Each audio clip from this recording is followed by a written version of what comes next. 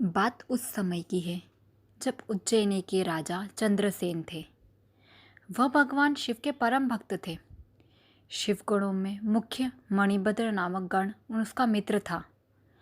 एक बार मणिभद्र ने राजा चंद्रसेन को एक अत्यंत तेजोमणि चिंतामणि प्रदान की।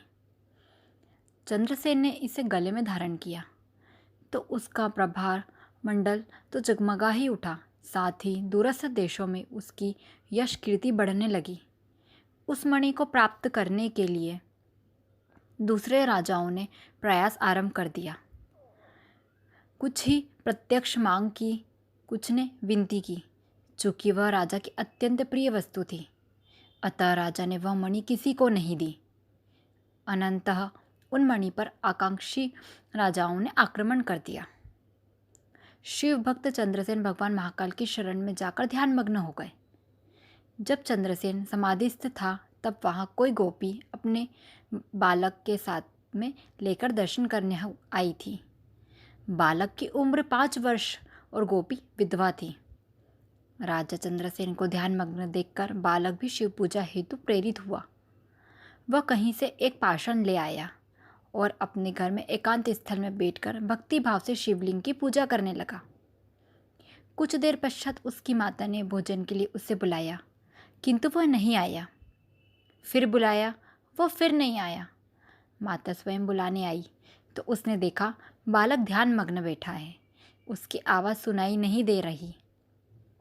तब क्रोध होकर माँ ने उस बालक को पीटना शुरू कर दिया और समस्त पूजन सामग्री उठाकर फेंक दी। ध्यान से मुक्त होकर बालक चेतना में आया तो उसे अपनी पूजा नष्ट देखकर बहुत दुख हुआ। अचानक उसकी व्यथा की गहराई में चमत्कार हुआ। भगवान शिव की कृपा से वहाँ एक सुंदर मंदिर निर्मित हो गया। मंदिर के मध्य में दिव्य शिवलिंग विराजमान था एवं बालक द्वारा सज्जित पूजा यथावत थी। उसकी माता की भी तंद्र भंगा ने टूट गई और आश्चर्यचकित हो गई।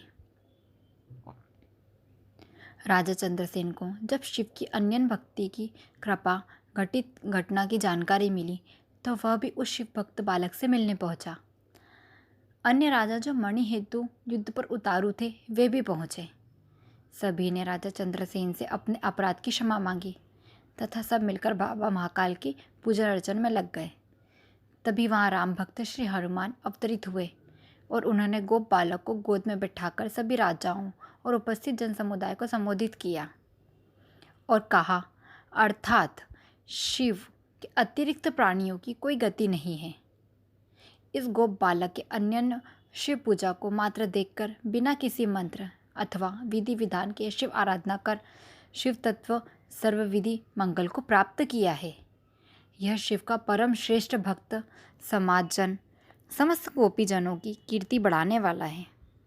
इस लोक में अखिल अनंत सुखों को प्राप्त करने वाला है। यह मृत्यु उपरांत मोक्ष को प्राप्त होगा। इसी के वंश का 8वां पुरुष महायशस्वी नंद होगा, जिसके पुत्र के रूप में स्वयं नारायण कृष्ण के रूप में प्रतिष्ठित होंगे। कहा जाता है भगवान महाकाल तभी से उज्जैनी में विराजमान है। हमारे प्राचीन ग्रंथों में भी महाकाल की असीम महिमा का वर्णन मिलता है।